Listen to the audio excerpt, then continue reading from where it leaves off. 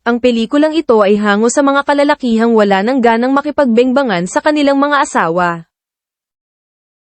Noong 1996, ang lalaking si Jamie Randall ay tinanggal sa isang Pittsburgh electronics store dahil sa pakikipagtalik sa kasintahan ng kanyang manager. Ang kanyang mayamang kapatid na si Josh ay nagre-refer sa kanya para sa isang trabaho bilang isang pharmaceutical sales representative. Pagkatapos dumalo sa isang programa sa pagsasanay ng Pfizer, si Jamie ay nagtatrabaho para sa kanila, sinusubukang hilingin sa mga doktor na magreseta ng Zoloft. Siya ay tinanggihan, labis sa pagkadismaya ng kanyang regional manager, si Bruce, na nakikita siya bilang kanyang tiket sa merkado ng Chicago. Iminumungkahi ni Bruce na kunin niya si Dr. Stan Knight na magreseta ng Zoloft sa halip na Prozac, kaya susunod ang ibang mga doktor. Sinusubukan ni Jamie na makakuha ng access kay Dr. Knight sa pamamagitan ng pakikipaglandian sa kanyang mga babaeng empleyado, habang palihim na itinatapon ang mga sample ng Prozac. Kalaunan ay pinahintulutan ni Knight si Jamie na obserbahan siyang suriin ang isa sa kanyang mga pasyente, si Maggie Murdoch, na naghihirap mula sa maagang pagsisimula ng sakit na Parkinson. Sa pagkakaroon ng interes kay Maggie, nakuha ni Jamie ang kanyang numero mula sa isa sa mga katulong ni Knight, na dati niyang naakit.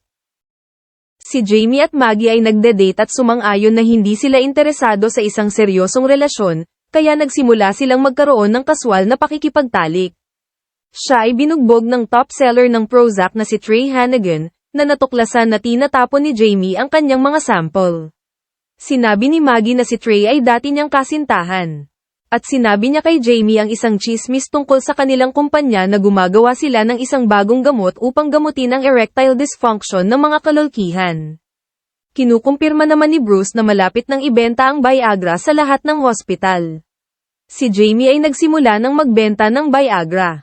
At sa hindi inaasahang pagkakataon ng Viagra ay tinangkilik ng mga kalalakihang may problema sa kanilang pagtatalik. Inihayag niya na gusto niya ng isang seryosong relasyon. Ngunit nakipaghiwalay sa kanya si Maggie.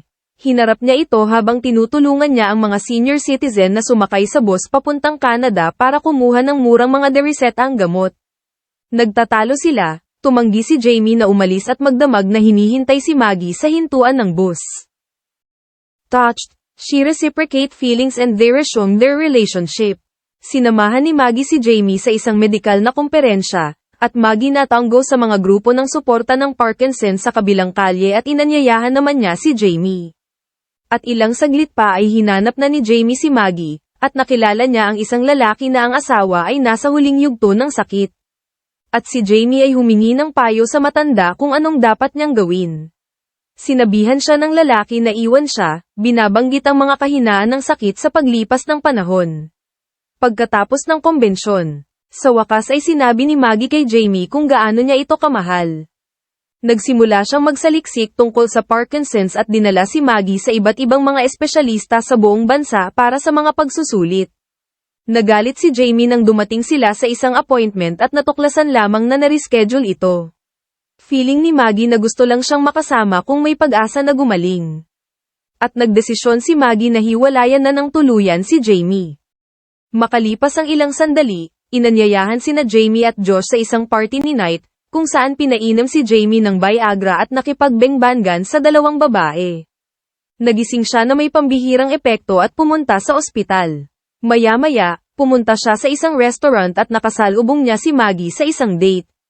Dumating si Bruce at ibinunyag na si Jamie ay na-promote sa opisina sa Chicago.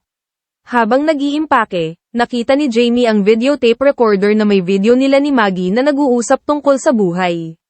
Napagtanto niyang gusto niya itong makasama, ngunit sinabi sa kanya ng kanyang amo na umalis siya papuntang Canada para kumuha ng murang mga inireresetang gamot. Naabutan ni Jamie ang sinasakyang bus ni Maggie at dali-daling pinara ito para itabi at huminto ng sandali. Kinausap si Maggie ni Jamie ng puso sa puso. Ipinagtapat lahat ni Jamie ang nararamdaman niya para kay Maggie. Nagsasabing mas kakailanganin niya siya. Nagpasya si Jamie na huwag kunin ang trabaho sa Chicago, sa halip. Nag-aaral siya sa University of Pittsburgh School of Medicine upang makasama siya.